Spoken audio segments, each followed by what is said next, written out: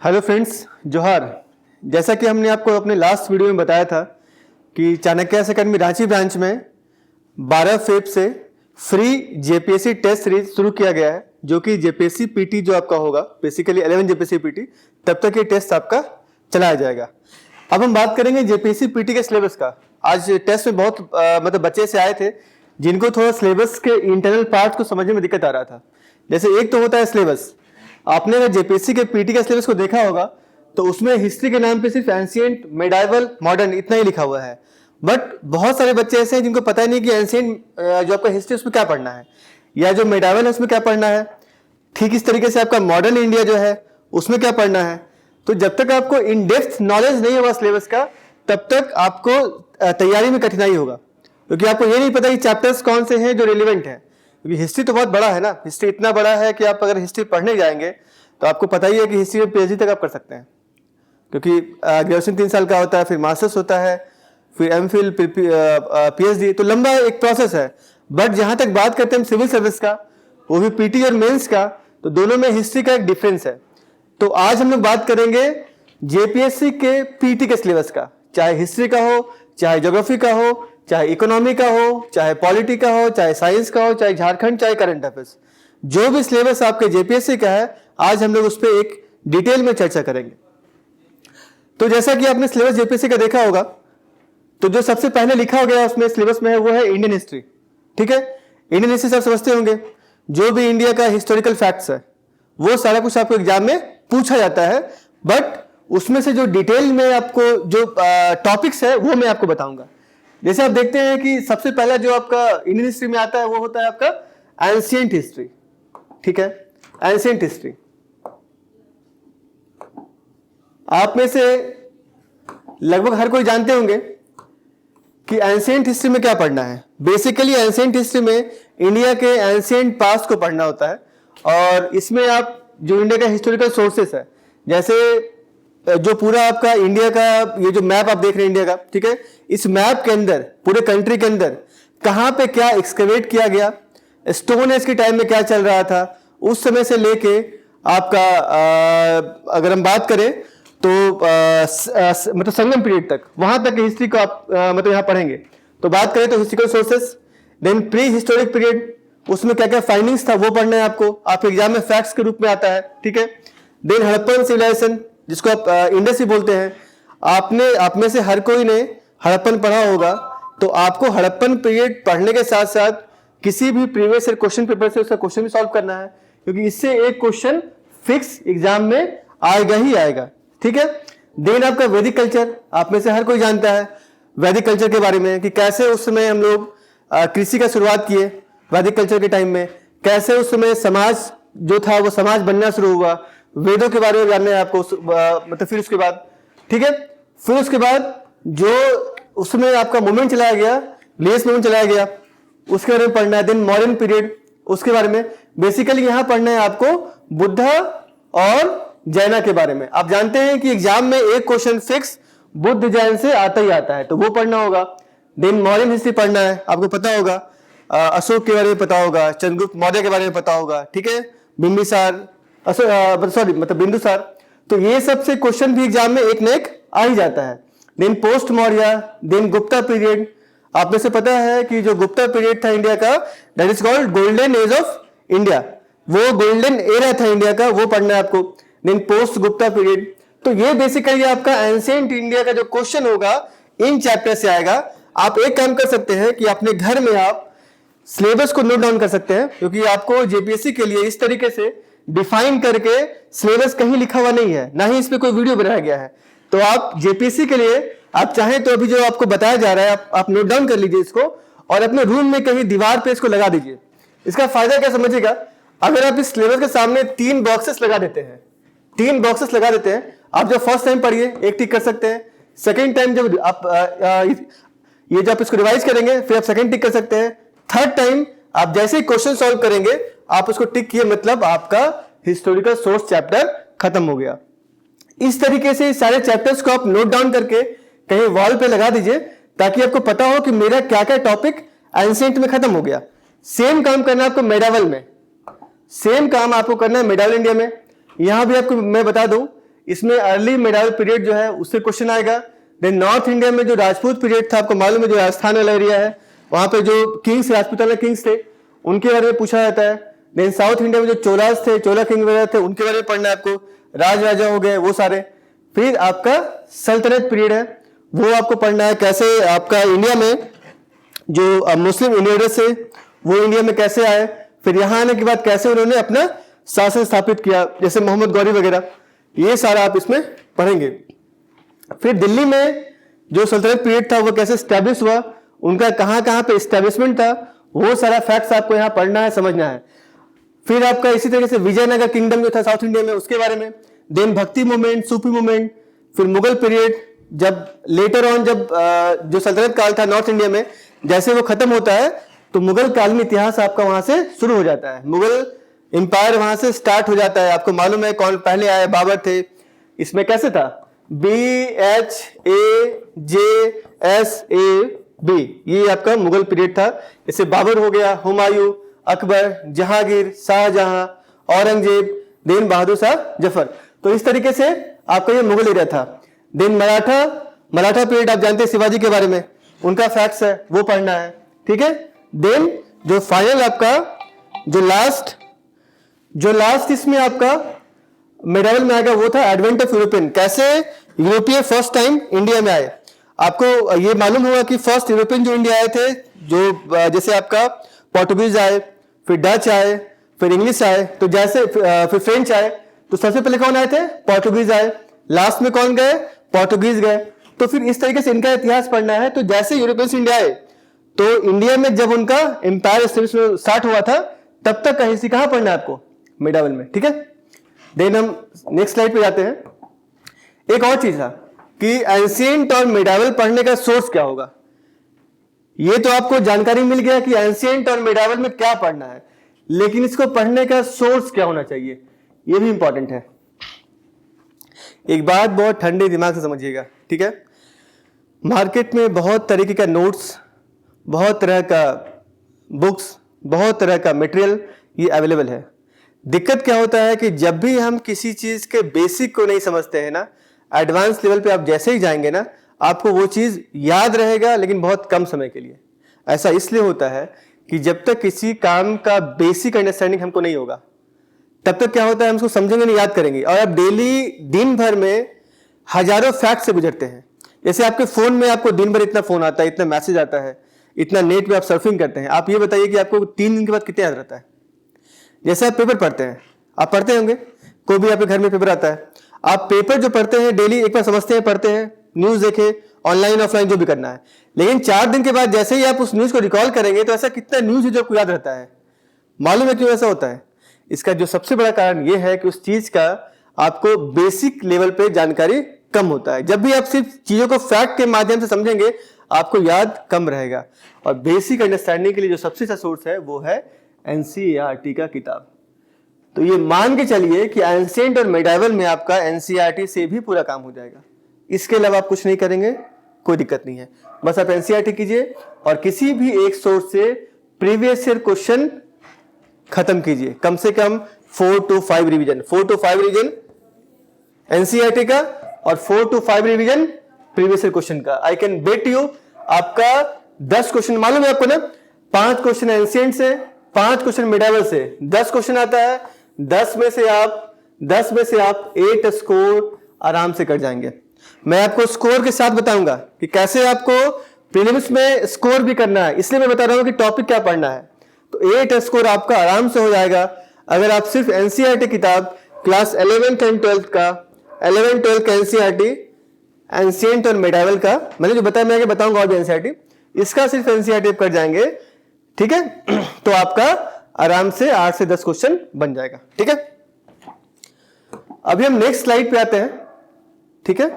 अभी next slide पे आते हैं हम।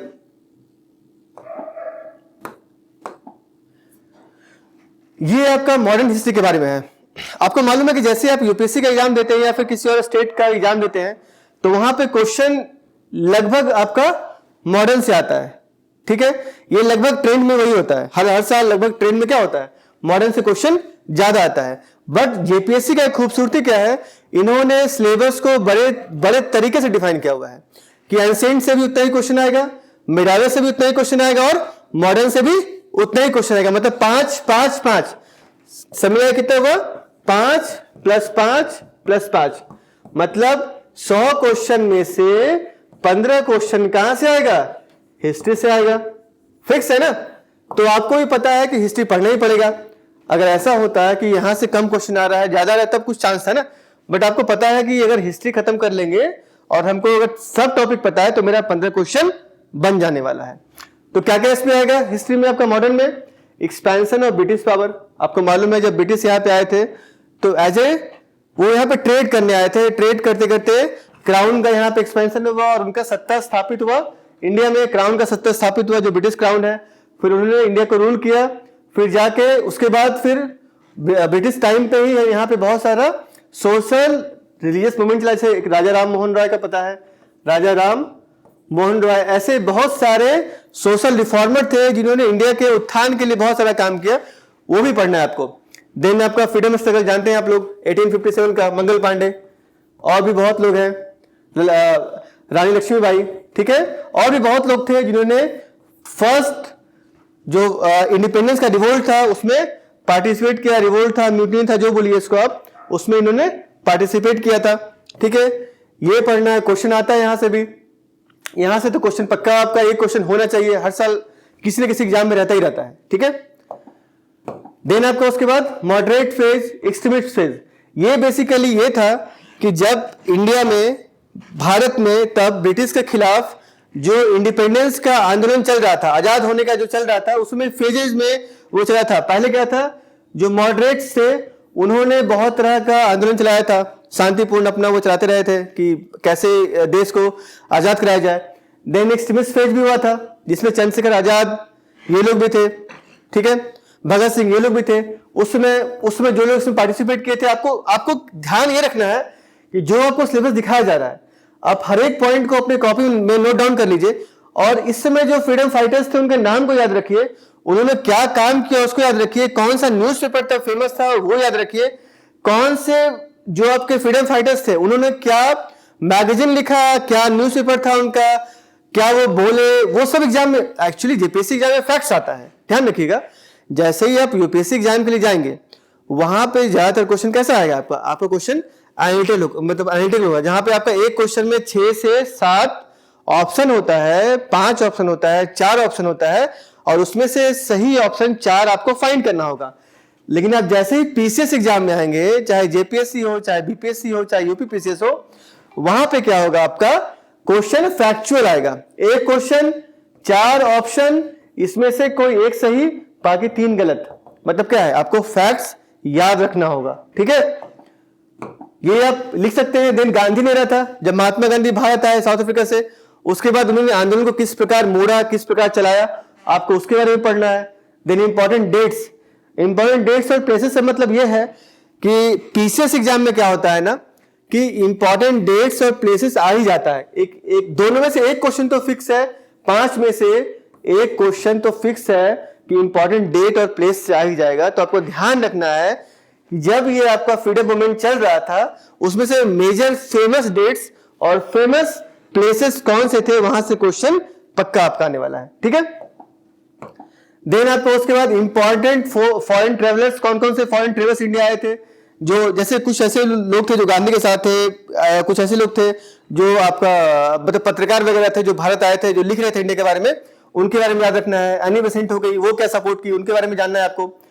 देन आपको उसके बाद जो भी इंपॉर्टेंट बैटल्स थे उस समय, ठीक है, वो आपको ध्यान रखना है, वो एग्जाम में आएगा। ठीक है, उसके बाद जो भी कमिटीज और कमीशन बना था फ्रीडम मूवमेंट के टाइम में, आपको याद है गवर्नमेंट ऑफ इंडिया मतलब 1935, इस तरीके से बहुत सारे कमिटीज और कमीशन बना था, आपको वो सब ध्यान रखना है। ठीक है, फिर कांग्रेस का सेशन, एक क्वेश्चन पक्का आता है आपके झारखंड में, मतलब रामगढ़ सेशन हुआ था, वो भी था।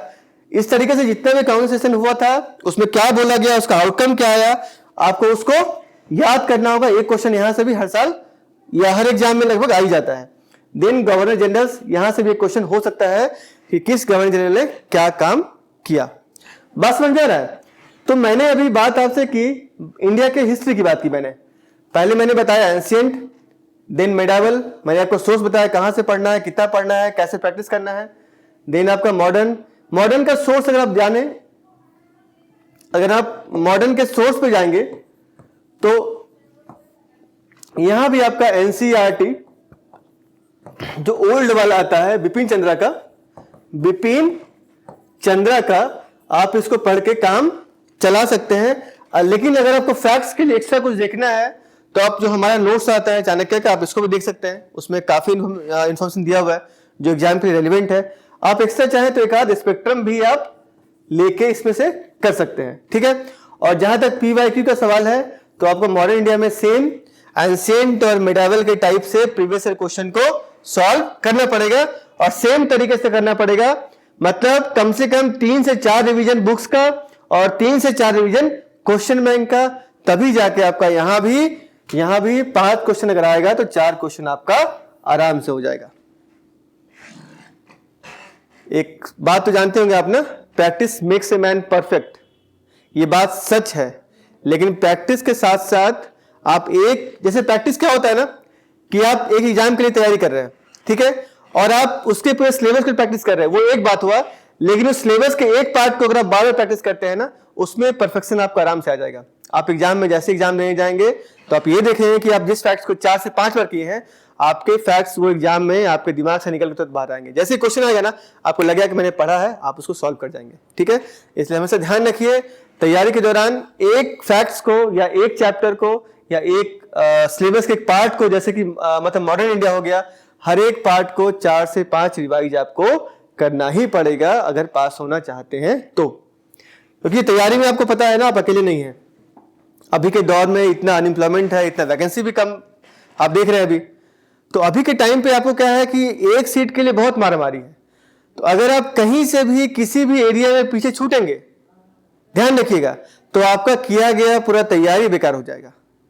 तो अगर सफल होना है तो आपको अपनी तैयारी के हर एक पार्ट को सबसे अच्छे तरीके से फोकस करना होगा, और आप तैयारी में आप अकेले नहीं हैं। इसलिए हम लोग चाणक्य में फ्री टेस्ट करवा रहे हैं, जिसमें जितने बच्चे चाहें पूरे झारखंड के आके पार्टिसिपेट कर सकते हैं। आप आइए, पार्टिसिपेट कीजिए, प्रैक्टिस कीजिए, सबसे आगे निकलिए। आप जैसे ही यहाँ के लिए गए टेस्ट में टॉप में आना शुरू हो जाएंगे, क्योंकि टेस्ट तो हम लोग हमेशा लेते रहेंगे जब तक एग्जाम 11th का नहीं हो जाता है, जो 11 जेपीएससी है। तो जैसे ही आप टॉप होना शुरू कर देंगे हर एक टेस्ट में, आप यकीन मानिए आप जेपीएससी एग्जाम में भी पास कर जाएंगे। ये सच है, इसको मानिए, पढ़िए, टेस्ट दीजिए और लगातार प्रैक्टिस करते रहिए, ठीक है। अभी नेक्स्ट पार्ट पे हम लोग आते हैं, झारखंड स्पेसिफिक क्वेश्चन। इसमें आपका कुछ क्वेश्चन होगा, जैसे जेपीएससी के एग्जाम में जो पीटी का एग्जाम है, इसमें 2 पेपर है, पहला है जीएस का, दूसरा है झारखंड जीएस का। लेकिन पेपर 1 में भी झारखंड जीएस से क्वेश्चन आपको दिए जाएंगे। इसका डिटेल जो है मैं आपको पेपर 2 वाले में बता दूंगा, मगर फिर भी समझने के लिए आप देखिएगा। झारखंड का history, society, culture, heritage question यहीं से आएगा। इसमें जो आपका शासन व्यवस्था झारखंड का है वो तो खैर पेपर 2 में पढ़ना है, बट कुछ फैक्ट्स जो हो सकते हैं वो आपको झारखंड के हिस्ट्री से यहाँ भी आ सकते हैं। जैसे कहाँ से आए, कौन से ट्राइब्स कहाँ से आए, खान पान क्या है, खेल कूद क्या है, समाज किस तरीके का है, विवाह का पद्धति क्या है, ठीक है। तो झारखंड का इतिहास, सोसाइटी और कल्चर, जो उनका खेल कूद है, जो रहन सहन, खाना पीना, उससे जुड़ा हुआ 10 सवाल आपको यहां भी पूछेगा। मतलब अगर आप देखेंगे जेपीएससी के एग्जाम को तो 100 क्वेश्चन का पेपर 1 है और 100 क्वेश्चन का पेपर 2 है, ठीक है, आपको पता ही होगा। तो 100 क्वेश्चन में से 90 क्वेश्चन जो आपका है वो है प्योर जीएस से, और 10 क्वेश्चन कहां से है, झारखंड से। ये तो पूरा पेपर कहां से, झारखंड से। मतलब क्या हुआ, सब मिला के 110 क्वेश्चन कहां से है, झारखंड से। कट ऑफ जो लास्ट टाइम था और जो आगे भी होने का संभावना है कि कट ऑफ यहाँ के एग्जाम में आप लेके चलिए कि ठीक ठाक रहेगा, 130-40, इसके आगे का आप सोचिए, उससे ज्यादा कट ऑफ आप लेके आएंगे तभी आप सेफ जोन में अपने को फील करेंगे। तो झारखंड आपका ऐसा होना चाहिए कि 110 में से आप 80 to 90 स्कोर कर जाए, तभी आप यहाँ पे एक अच्छा मार्क्स लाके एग्जाम में 40-50 मार्क्स लाके सिलेक्ट हो सकते हैं। इसके लिए आपको बहुत प्रैक्टिस करना पड़ेगा। पेपर 2 तो आपको रोज ही पढ़ना पड़ेगा। मैं आपको सोर्स बताऊंगा, एक किताब पेपर 2 के लिए आपके टेबल पे हमेशा होना चाहिए कि डेली उसका एक चैप्टर आप रिवाइज कीजिए, साथ में क्वेश्चन बैंक पेपर 2 का जिसको डेली रिवाइज कीजिए, और पेपर 1 आपका जितना भी जीएस का सिलेबस वो आपका साथ में चलता रहेगा। ठीक है, अभी आगे देखते हैं हम लोग। आगे आपका करंट अफेयर्स है, 15 क्वेश्चन करंट से है। 15 क्वेश्चन 90 में से 15 ना, क्योंकि मैंने बताया 10 क्वेश्चन झारखंड का ही था, तो जो 90 क्वेश्चन जीएस सेक्शन का है उसमें से 15 क्वेश्चन कहाँ का है, करंट का है। तो एक ठीक ठाक परसेंटेज है करंट अफेयर्स का। तो करंट अफेयर्स भी आपको डेली अभी से देखना चाहिए। ऐसा नहीं कि एग्जाम आएगा एक हम मैगजीन उठाएंगे पढ़ना शुरू करेंगे, फिर क्या होगा, सेम कहानी, किसी चीज का बेसिक नहीं पता है तो फिर करंट याद नहीं रहेगा।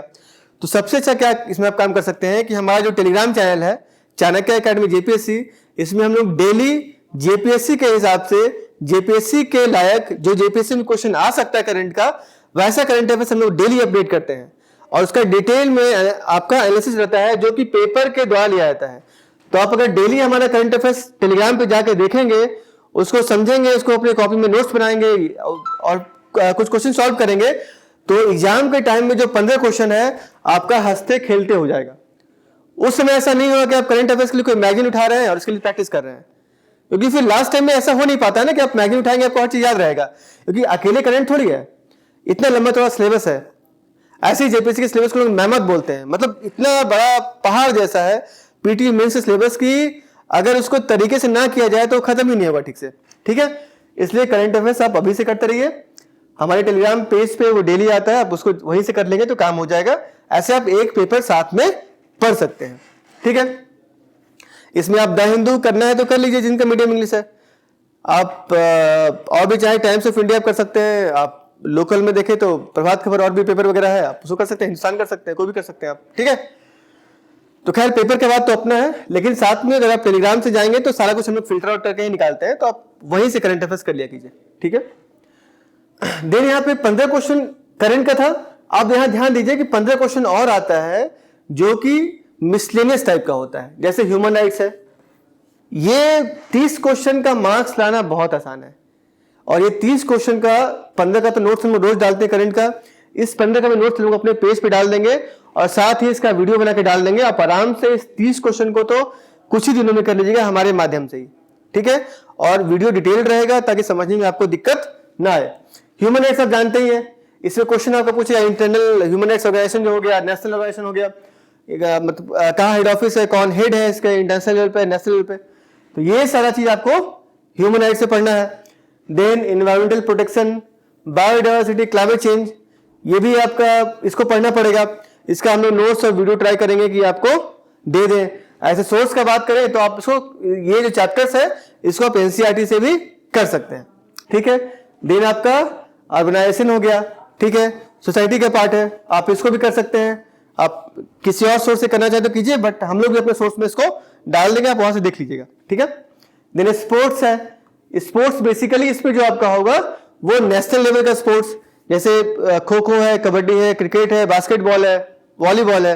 ठीक है, जो भी स्पोर्ट्स में प्राइजेस मिलता है वो, तो सारा क्वेश्चन यहां से पूछा जाएगा। तो इसके लिए आप करंट अफेयर्स को लगातार देखते रहिए, ये क्वेश्चन लगभग चांस है कि वहीं से बनेगा। ठीक है, देन डिजास्टर मैनेजमेंट, आपको पता है हाल ही में तुर्की में, सीरिया में जो आपका भूकंप आया, ठीक है, और भी जो आपका साइक्लोन्स आता है, तो क्वेश्चन वहीं से बनता है, जो रिसेंट अपडेट है, तो आप इसको भी देख सकते हैं। देन पॉवर्टी एंड अनएम्प्लॉयमेंट, आपको मालूम है कि इसका भी सेंसस होता है पॉवर्टी का, कि परसेंटेज क्या है पॉवर्टी का, अनएम्प्लॉयमेंट रेट क्या है, गवर्नमेंट का स्कीम क्या है इसके इरेडिकेशन के लिए, गवर्नमेंट क्या क्या स्कीम लेके आ रही है, आपको वो सब पढ़ना है। देन अवार्ड्स जो मिलता है आपको मालूम है, भारत रत्न हो गया, देन आपको उसके बाद पद्म भूषण हो गया, पद्म विभूषण हो गया, अवार्ड किनको मिला, कौन सा अवार्ड किस चीज के लिए मिलता है वो पढ़ना है। देन आपका United nation and other international agencies, आपको पता है यूनो वगैरह, वो सब आपको इसमें पढ़ना है। ठीक है, तो आप देख रहे हैं कि 30 क्वेश्चन जो आपका है वो बहुत आसान है लेके आना। अगर आप सिर्फ डेली हमारे पेज को देखते रहेंगे, टेलीग्राम पेज को या यूट्यूब चैनल को, तो आप 15 क्वेश्चन इसका, क्योंकि हम लोग करंट अफेयर्स वीडियो भी डाल रहे हैं अपना यूट्यूब चैनल पे, टेलीग्राम पे डाल रहे हैं नोट्स बना के उसका, देन इसका सारा वीडियो यूट्यूब पे और इसका नोट्स टेलीग्राम पे, तो आप 30 क्वेश्चन को तो कुछ ही दिन में हमारे प्लेटफॉर्म से ही कर जाएंगे। कितना में 30? 90 में 30। बात समझ में आ रहा है? ये अगर हम परसेंटेज की बात करें तो लगभग 37% के आसपास क्वेश्चन जो आपका है वो हम लोग ही आपको बहुत जल्द करा देंगे। तो इसको आप एक बार प्रैक्टिस कर लीजिए, तो आप भी थोड़ा निश्चिंत हो जाइए कि मेरा इतना क्वेश्चन आराम से बन जाएगा, और उसमें 30 में से एक ठीक ठाक मार्क्स आना बहुत आसान है अगर प्रैक्टिस आपका सही रहा तो। ठीक है, अब नेक्स्ट हम लोग बात करते हैं फिर इकोनॉमिक्स एंड सस्टेनेबल डेवलपमेंट। ठीक है, आपको मालूम है कि इकोनॉमिक्स जो है वो भी एक इंपॉर्टेंट पार्ट सिलेबस का आपका है। आप जब मेंस का सिलेबस का बात करते हैं तो इकोनॉमिक्स का पूरा एक पेपर है, और इकोनॉमिक्स के पूरे एक पेपर के लिए आपको अभी से ही डिटेल में पढ़ना पड़ेगा। ऐसा कहीं से नहीं होगा कि जेपीएससी का फॉर्म आता है, आप पीटी एग्जाम पास करते हैं, और मेंस के एग्जाम में चूंकि लोग समय ही कम देते हैं, 2 से 3 दिन का समय मिलेगा, और उसमें आप सारा सिलेबस को मेंस के हिसाब से दोबारा एक तरीके से पूरा पढ़ पाइएगा, ऐसा कहीं होगा। इसलिए आपको कोशिश करना है कि जो पेपर एग्जाम मेंस के एग्जाम में बड़े फॉर्म में है, डिटेल फॉर्म में है, उसको आप अभी से पढ़ते रहिए।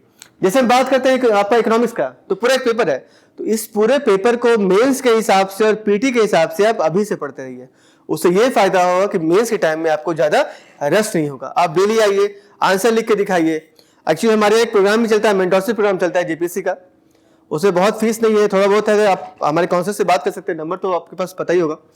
उसमें हम लोग क्या करते हैं ना कि सिविल सर्विस के लिए, मतलब जेपीएससी सिविल सर्विस के लिए एक पूरा प्रोग्राम बना दिए जो बच्चे बिना क्लास किए भी डेली आंसर लिख के दिखा सकते हैं, वीक में टेस्ट दे सकते हैं। टेस्ट तो फ्री ही आपके लिए है, एक और टेस्ट होता है मेंटरशिप वाला, वो टॉपिक वाइज होता है। ठीक है, डेली टेस्ट आपका पीटी का दे सकते हैं, मेंस का आंसर दिखा सकते हैं, डेली आके मेंटोर से मिल सकते हैं, डेली या वीकली जब मन करे उनको। वो आप झारखंड में कहीं रह रहे हो, वीक में आप एक दिन भी आते हैं ना, तो उस प्रोग्राम से हमारा पूरा बेनिफिट ले सकते हैं। देन आपका उसके बाद ये होने के बाद फिर आपका जो भी आपका डाउट आएगा आप उसको टेलीफोनिक भी पूछ सकते हैं। तो ये सारा फायदा हमारे मेंटरशिप प्रोग्राम में आप चाहिए तो उसमें जुड़ के फायदा ले सकते हैं। ठीक है, तो ये मैं बात कर रहा हूं कि ये आपका इंडियन इकोनॉमी का। ठीक है, तो बेसिकली आपका इंडियन इकोनॉमी में, इंडियन इकोनॉमी जो आपका है, इसे पढ़ना नेशनल इनकम। आप लोग में से बहुत को जानते होंगे कि नेशनल इनकम क्या है। ठीक है, कैसे हम नेशनल इनकम को निकालते हैं। ठीक है, कितना इकोनॉमी पैसा आया, कितना गया, कैसे क्या काउंट करना है जीडीपी क्या होता है वगैरह वगैरह। तो ठीक है, नेशनल इनकम पढ़ना है आपको। इंडियन इकोनॉमी कैसा है वो पढ़ना है, मिक्स्ड है, ओपन है, क्लोज्ड है, कैसा इकोनॉमी हमारा वो पढ़ना है। ठीक है, देन आपका इकोनॉमिक्स के बारे में जानना है आपको, इसमें इकोनॉमिक्स है क्या। ठीक है, देन इंडियन इकोनॉमी का टाइप क्या है, क्या कैरेक्टर है इकोनॉमी का वो पढ़ना है। देन आपको एग्रीकल्चर पढ़ना है। ठीक है, इसमें आपको लैंड डेवलपमेंट पढ़ना है कि कैसे हम लोग इंडिया में खेती के विकास के लिए गवर्नमेंट क्या क्या स्कीम लेके आती है, क्या प्रावधान है, आपको वो सारा चीज को इसमें देखना है। ठीक है, वो सारा चीज को आपको इसमें देखते रहना है। ठीक है, देन आपका इकोनॉमिक प्लानिंग है, एम्प्लॉयमेंट है, गवर्नमेंट एम्प्लॉयमेंट के लिए क्या स्कीम लेके आती है, गवर्नमेंट का प्लान क्या क्या होता है इंडियन इकोनॉमी के लिए, ये सब पढ़ना है। देन ट्रेड एंड कॉमर्स पढ़ना है, गवर्नमेंट ट्रेड एंड कॉमर्स के लिए क्या रूल लेके आती है, क्या क्या संस्था है जो इसके लिए काम करती रहती है, कैसे ट्रेड एंड कॉमर्स चलता है, आपको वो समझना है। देन न्यू इकोनॉमिक जो आपका पॉलिसी वगैरह है इंडिया का वो देखना है। ठीक है, देन आपका इंडियन फाइनेंशियल सिस्टम, हमारा जो गवर्नमेंट का फाइनेंशियल सिस्टम है वो कैसे चलता है वो पढ़ना है आपको। देन अनएम्प्लॉयमेंट, एम्प्लॉयमेंट ये सब क्या है, गवर्नमेंट का स्कीम क्या चलता है इसके लिए, ये लोगों को एम्प्लॉय करने के लिए सबका मनरेगा है।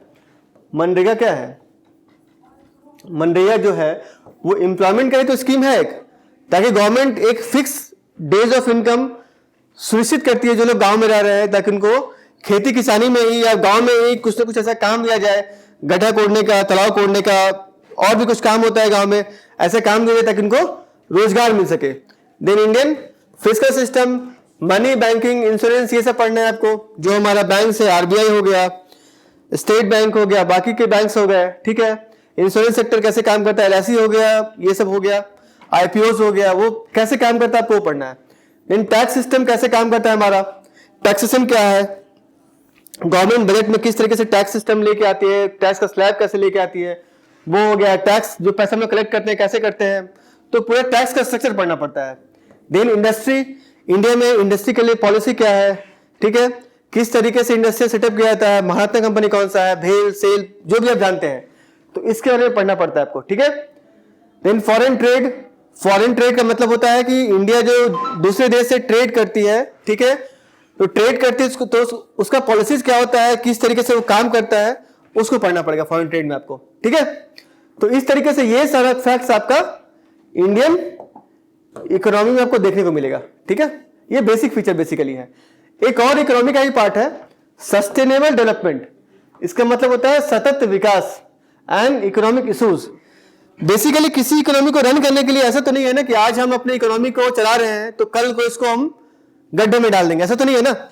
इकोनॉमी का मतलब होता है कि हम लोग इसको ऐसे चलाएं कि आने वाले में हमारी जो आगे की पीढ़ी है उनको भी इसका समान रूप से इसका फायदा मिल सके, विकास समान रूप से हो सके, विकास ऐसा हो सके जो आज है वो कल भी हो। ऐसा नहीं करना है कि जो रिसोर्स हमारे पास आज है उसको आज हम खत्म कर दें, उसको आज हम यूज करके खत्म कर दें और कल के लिए कुछ बचे ही नहीं। विकास ऐसा हो जो कांस्टेंट हो, आज भी रहे और कल भी रहे। इसके लिए आप इसमें बहुत सारे प्रोसेस हैं, जैसे SDI हो गया, GEM हो गया, ठीक है, देन फॉरेन कैपिटल हो गया, ठीक है, देन टेक्नोलॉजी का कैसे ग्रोथ हो रहा है इकोनॉमिक डेवलपमेंट के लिए। आप आज जानते हैं कि इंडिया में जो सबसे ज्यादा ग्रो कर रहा है वो क्या है, आपका सर्विस सेक्टर। तो सर्विस सेक्टर बिना टेक्नोलॉजी का रन नहीं कर सकता है। मालूम है आपको, आज इंडिया जो सबसे ज्यादा जो अर्न करती है वो अर्न करती है अपने IT के फील्ड से, अपने सर्विस सेक्टर से। तो सर्विस सेक्टर के ग्रोथ के लिए जो मेन आपका चीज है वो क्या है, टेक्नोलॉजी है। तो कैसे उसे ग्रोथ से अपने ह्यूमन कैपिटल को हम लोग ग्रो करेंगे और कैसे हमारी इकोनॉमी में और पैसा आएगा, ठीक है।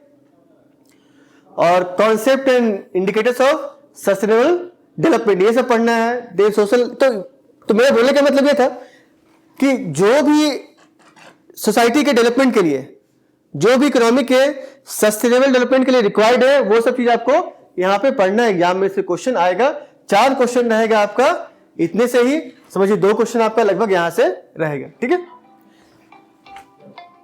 देन आपका 5 ईयर प्लान है, ठीक है, आपको 5 ईयर प्लान पढ़ना है, पॉवर्टी पढ़ना है, देन हंगर पढ़ना है। 5 ईयर प्लान तो खत्म हो गया, आपको मालूम है। अभी इसी की जगह नीति आयोग काम कर रहा है, ठीक है, लेकिन फिर भी उसका फैक्ट्स को जानना है हम लोग, एग्जाम में क्वेश्चन आ सकता है, ठीक है। देन हंगर हो गया, हेल्थ हो गया, एजुकेशन हो गया, जेंडर इक्वलिटी हो गया, ठीक है। इसका मतलब होता है जो दोनों वर्ग हैं, जो पुरुष और महिलाएं हैं, उनको समान अधिकार कैसे दिया जाए उसके लिए, ठीक है। देन क्लीन एनर्जी हो गया, इसका आज हम बात कर रहे हैं, ठीक है।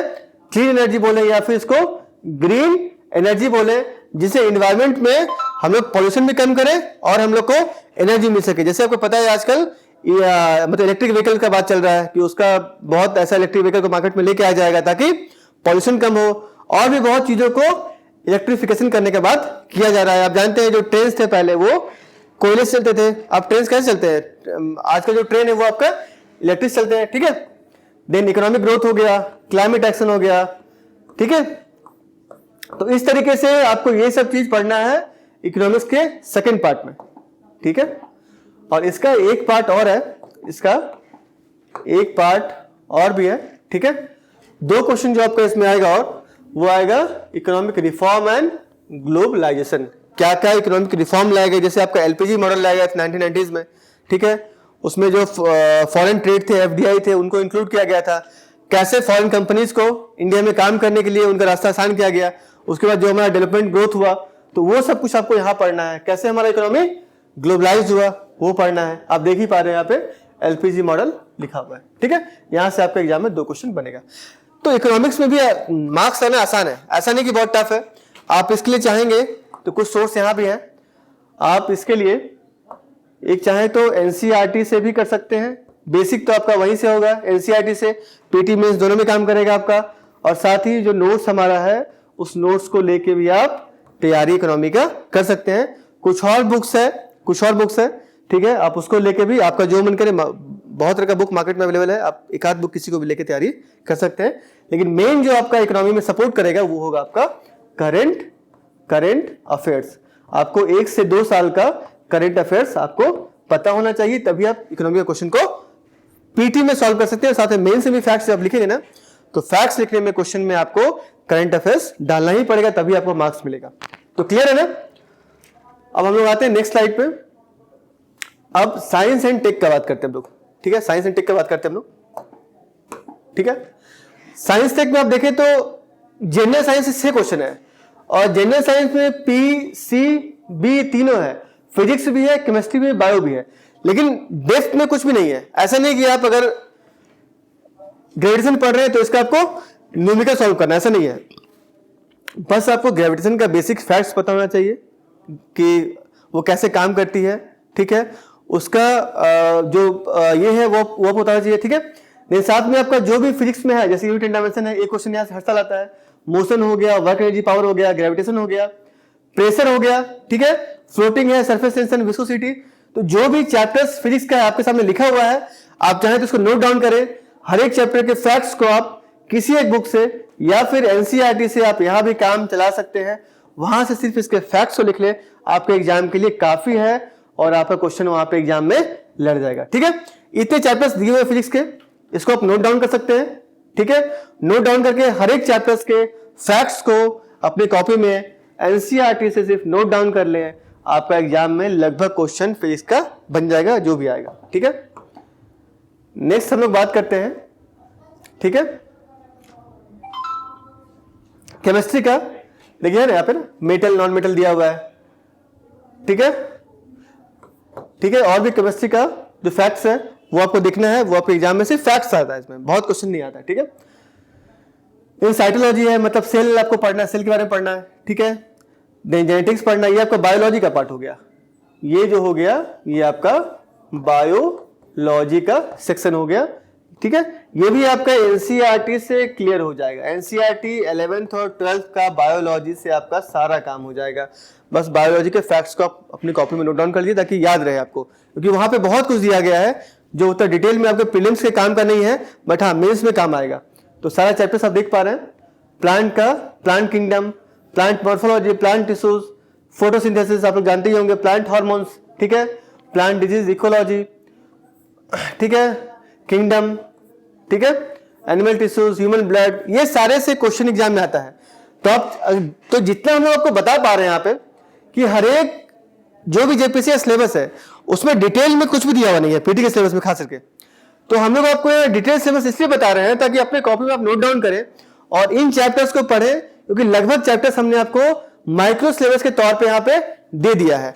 अब जैसे ही आप इन चैप्टर्स को खत्म करेंगे, आप यकीन मानिए आप 90% सिलेबस जो है वो जीएस वाले सेक्शन का खत्म कर लेंगे, 90% सिलेबस। तो आपका रास्ता कहीं ना कहीं आसान हो जाएगा ना। आप जो इतना ज्यादा प्रेशर लेके अभी आप बैठे हैं कि इसमें क्या आएगा, इसमें क्या नहीं आएगा, हमने हर चीज को खोल के आपके सामने रख दिया कि कैसे आप सिलेबस को जान लें और आप इसको नोट डाउन कर लें, इसको पढ़ते जाएं, ठीक है। देन साइंस में जो नेक्स्ट आपका पार्ट है उसमें क्वेश्चन पूछा जाता है। आजकल क्वेश्चन एग्रीकल्चर से बहुत आ रहा है, ठीक है। आप यूपीएससी की बात करें या फिर जेपीएससी की बात करें या किसी स्टेट का बात करें, क्योंकि स्टेट पीसीएस हो चाहे यूपीएससी हो, उन्हीं चीजों को पूछता है जिस समाज का भलाई हो सके, जो समाज से जुड़ा हुआ है। क्योंकि कल को आप जैसे वीडियो बनते हैं, आप कल को जैसे ही डीएसपी बनते हैं, आप कल को जैसे रजिस्ट्रार बनते हैं, आप कहीं ना कहीं समाज में ही जाके काम करते हैं। और आप जहां काम करने वाले हैं एक ब्लॉक में, वहां पे आपको रोज किसानों से ही मिलना पड़ेगा। इसलिए ही जेपीएससी में एग्रीकल्चर को डाल दिया गया, ताकि आपको लोकल एक आपको बेसिक इंफॉर्मेशन खेती किसानी का रहे, ताकि आप बाद में जब काम करेंगे तो आपको किसी चीज का ऐसा ना हो कि आपको पता ही ना रहे, ठीक है।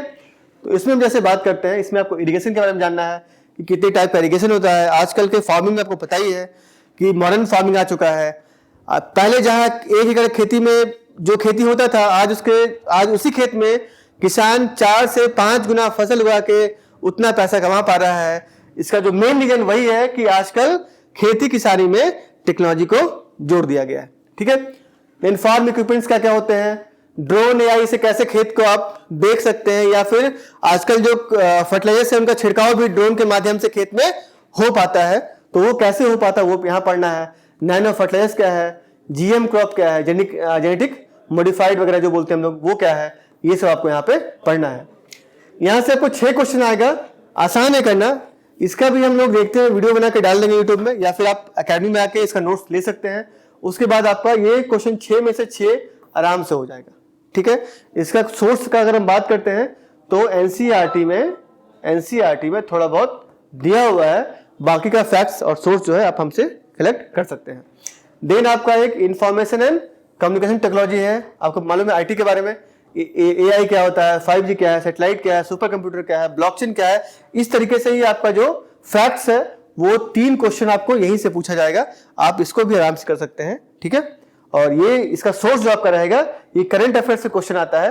तो डेली जो हमारा करंट अफेयर्स का क्वेश्चन जो ये आपका मतलब टेलीग्राम पे आएगा, वहीं से इस क्वेश्चन को आप कर ले जाएंगे। ठीक है, अब नेक्स्ट स्लाइड का हम बात करते हैं। तो ये आपका है ज्योग्राफी।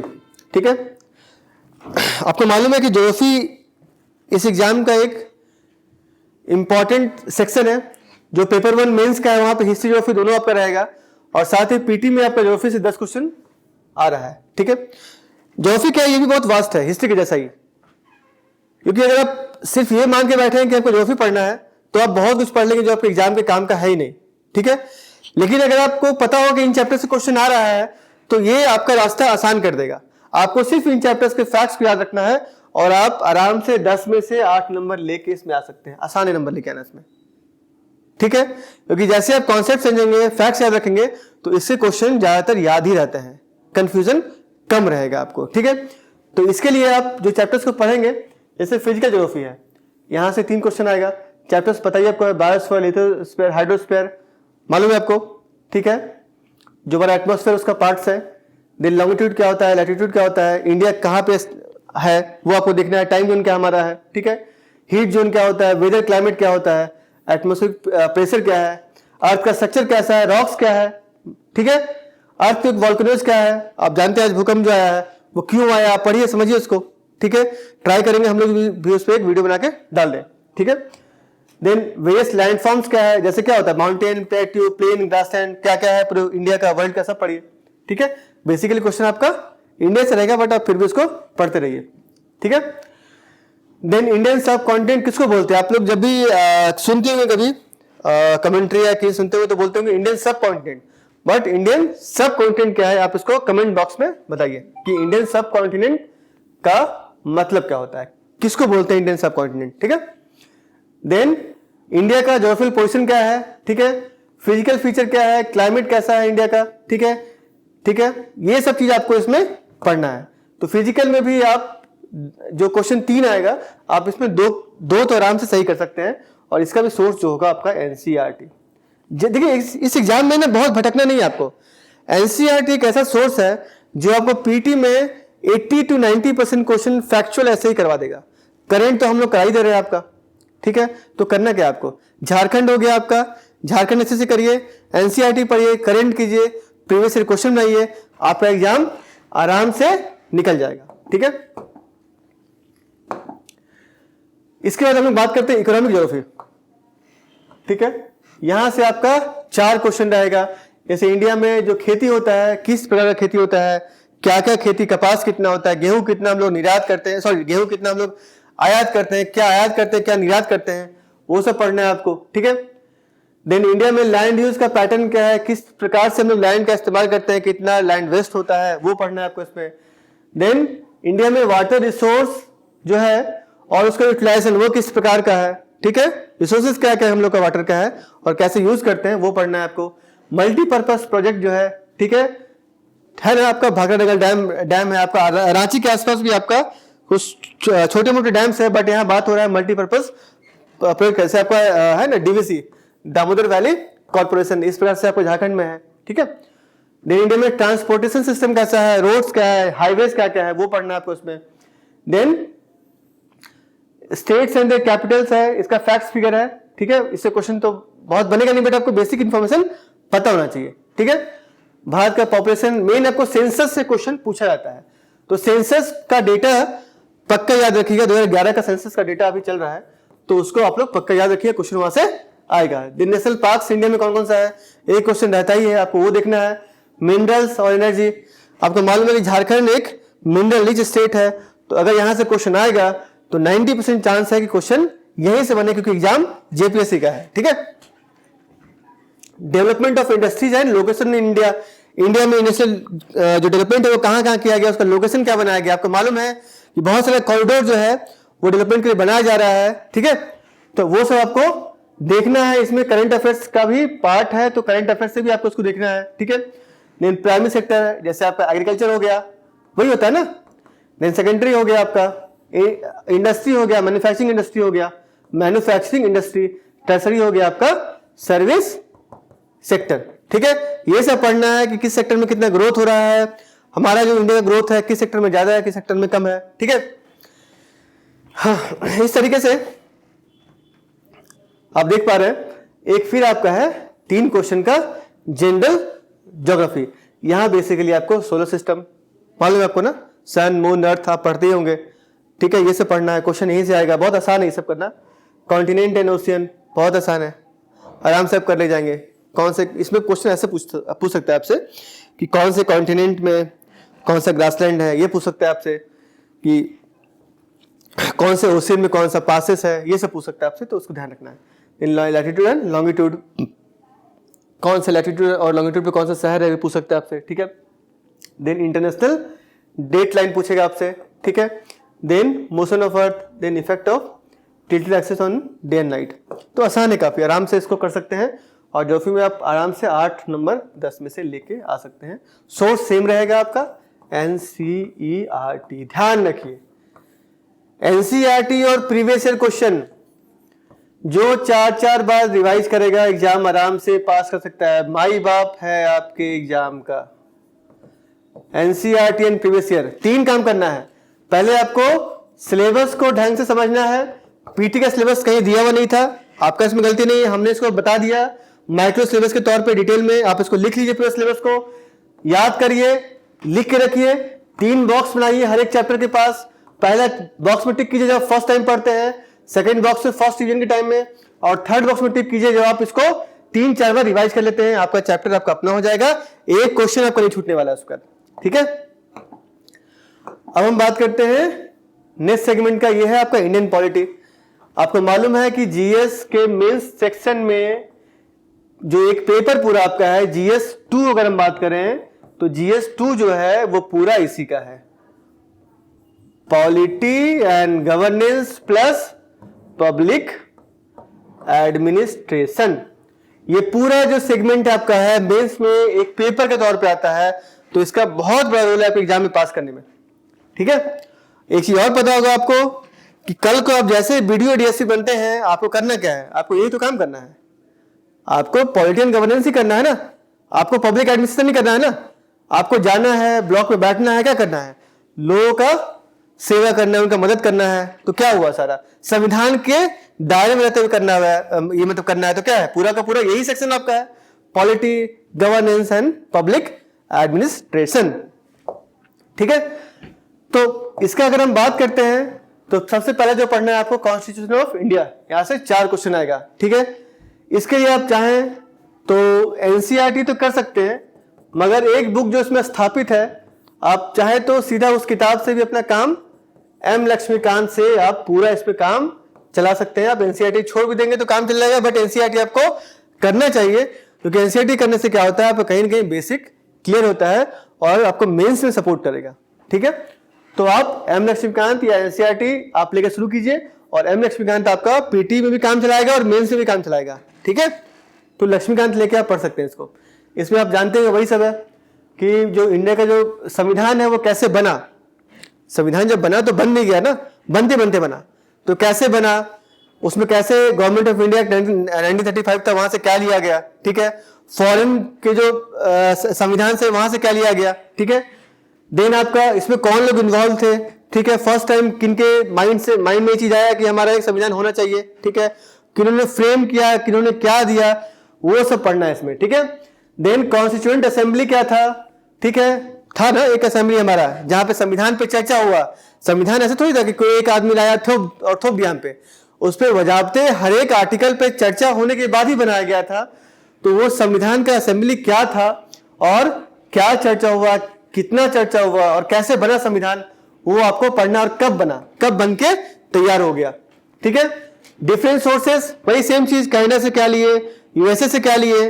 ठीक है, तो वो सब चीज आपको यहाँ पे पढ़ना है कि हम लोगों ने किस देश से क्या रेफरेंस लिया अपने संविधान के लिए। ठीक है, इंपॉर्टेंट आर्टिकल्स, आपको सारे आर्टिकल्स पढ़ना है, फिर जितने भी आर्टिकल संविधान में है। ठीक है, देन आपका क्या क्या अमेंडमेंट हुए वो पढ़ना है संविधान में। आपको मालूम है कि हर साल आप देखते होंगे कि संविधान के किसी न किसी आर्टिकल में कुछ न कुछ अमेंडमेंट होता है, मतलब सुधार होता है। जो कि होता क्या है कि वक्त के साथ चीजों का डिमांड चेंज होता है, चाहे वो बाजार हो, चाहे लोग हो, चाहे राजनीति हो चाहे संविधान हो। और जब कुछ बदलाव आएगा तो बदलाव के लिए क्या होगा, एक नया विकास लाना होगा, एक नया अमेंडमेंट करना होगा। जो तो जैसे आपके समाज में विकास होता है, सुधार होता है, ठीक उसी प्रकार हमारे संविधान में भी एक अमेंडमेंट होता है जो किसी न किसी आर्टिकल में होता है, उसी को हम लोग बोलते हैं amendment of constitution. Special features इसका है, प्रियम्बल है, क्या है प्रियम्बल वो पढ़ना है आपको। हम भारत के लोग पढ़े आप लोग ना, सब जानते होंगे आप लोग। We the people of India, same आपका एनसीईआरटी के बुक के हर एक पेज में, कवर पेज में ये छपा रहता है। देन सिटीजनशिप कैसा है, आप भारत के नागरिक कैसे बन सकते हैं, क्या क्राइटेरिया उसका है और कब से दिया गया इसको नागरिकता, जो लोग मतलब बाहर से आए थे, वो सब पढ़ना है आपको, ठीक है। देन फंडामेंटल राइट्स क्या है, आपको मालूम होगा कि एज ए सिटीजन हमारे पास बहुत सारा अधिकार मौजूद है।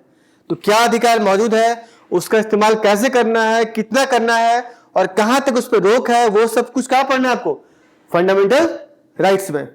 सेम उस तरीके से क्या आपका डीपीएसपी बोलते हैं इसको हम लोग, directive principle of state policy, क्या क्या निर्देश दिए गए हैं वो आपको पढ़ना है इसमें डीपीएसपी में। देन फंडामेंटल ड्यूटी आपका है कि एक नागरिक के तौर पे जितना अधिकार हमारे पास है उतना ही हमारे कर्तव्य होता है कि अपने देश के लिए हम क्या करें कि देश का विकास हो सके, देश का उत्थान हो सके, इसको भी पढ़ना है आपको।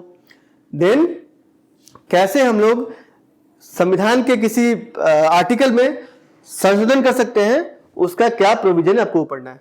देन सेम आप उस तरीके से देखेंगे। फिर यहाँ पे क्या है, पंचायती राज एंड म्यूनिसिपैलिटी, ठीक है। दो क्वेश्चन यहां से भी आएगा। तो पंचायती राज क्या होता है, कब बना पंचायती राज, और म्यूनिसिपैलिटी क्या होता है, कब फॉर्मेशन, वो आपको ये सब चीज भी इसमें पढ़ना होगा। ये सब इसलिए पढ़ाया जाता है आपको ताकि आप जब भी एक डीएसपी बने, एक वीडियो बने, तो आपको पता होता है कि क्या क्या उनके लिए प्रावधान किया गया है, ठीक है। नेक्स्ट हम लोग बात करते हैं, तो इसमें पब्लिक एड का सिलेबस भी है। पब्लिक एडमिनिस्ट्रेशन मतलब लोक प्रशासन। आप बेसिकली क्या बनते हैं, आप क्या बनते हैं, लोक प्रशासक। आप बनते हैं लोक प्रशासक, इसलिए आपको पढ़ना है लोक प्रशासन। आप जब ट्रेनिंग के लिए जाएंगे पास होने के बाद, तो आपको यही लोक प्रशासन वहां पढ़ाया जाएगा कि आप कैसे गवर्नेंस अपने एरिया में करेंगे। आप जब अपने एरिया में पोस्टेड होंगे तो आपको वहां काम किस तरीके से करना है, ठीक है। यहां पे आपको पढ़ना है बेसिक्स ऑफ पब्लिक एडमिनिस्ट्रेशन की लोक प्रशासन होता क्या है। किसी चीज के बारे में आपको मालूम हो तभी तो आप काम करेंगे उस पर कि होता क्या है, पहले फंडामेंटल जानिए उसका, ठीक है। पब्लिक और प्राइवेट एडमिनिस्ट्रेशन क्या होता है, यूनियन, स्टेट, डिस्ट्रिक्ट, आप सारा कुछ आपको वहां पे बुक्स में पढ़ाया जाएगा, ठीक है। तो आप एक बुक कोई लेके आप उसमें पढ़ सकते हैं। साथ में हमारा नोट्स भी है, आप चाहे तो हमसे जुड़ सकते हैं। ऑनलाइन क्लास भी हमारा होता है, लाइव क्लास होता है। आप हमारे टीम को फोन करके आप क्लास पर में जान सकते हैं, साथ ही आप उसमें जुड़ सकते हैं ताकि आपको सारे चैप्टर्स वहां पढ़ा दिया जाएगा, तो फिर आपको कुछ करना ही नहीं पड़ेगा, ठीक है। देन ये सारा ब्यूरोक्रेसी क्या होता है, देन रेड टेपिज्म क्या होता है, गुड गवर्नेंस क्या होता है, ये सारा कुछ आपको यहाँ पे पढ़ना होगा, ठीक है।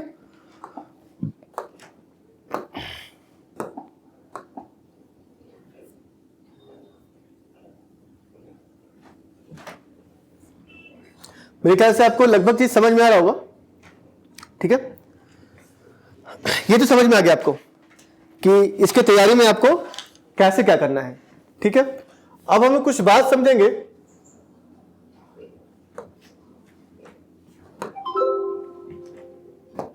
ठीक है, अब कुछ बात जो हमको एज ए स्टूडेंट समझना चाहिए। ये पेपर 1 का कंप्लीट हो गया। अब मैं नेक्स्ट वीडियो में पेपर 2 का एक डिटेल्ड आपको डिस्कशन दे दूंगा, ठीक है। तब तक आप इसको नोट डाउन करके और अपना प्रैक्टिस शुरू कर दीजिए। कोई डाउट है तो कमेंट बॉक्स में डालिए, उसका हम लोग आपको रिप्लाई भी करेंगे। साथ में फोन नंबर है, आप उससे भी जुड़ सकते हैं, ठीक है। एक चीज ध्यान रखिए, तैयारी सिर्फ करने से सफलता मिलेगा नहीं, आप जितना प्रैक्टिस करेंगे, ऐसा नहीं कि आप बुक लेके बैठ गए तैयारी कर रहे हैं, तो ये काम तो सब कर रहा है। आप जितना प्रैक्टिस करेंगे आपको सफलता के पास वही लेके जाएगा, ठीक है। इसलिए पढ़ते रहिए, प्रैक्टिस करते रहिए।